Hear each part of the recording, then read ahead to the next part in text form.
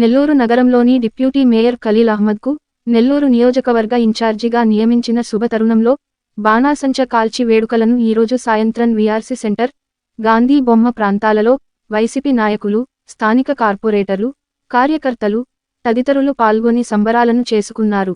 ఈ కార్యక్రమంలో corporator Ramakrishna, corporator Karimulla, corporator Siddiq తదితర వైసీపీ నాయకులు తదితరులు పాల్గొనడం జరిగింది.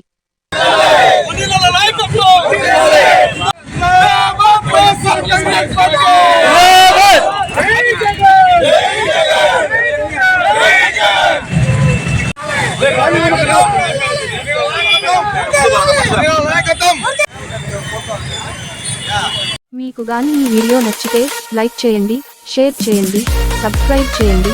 మరిన్ని వీడియోల కోసం గంట సింబల్ని ట్యాప్ చేయండి.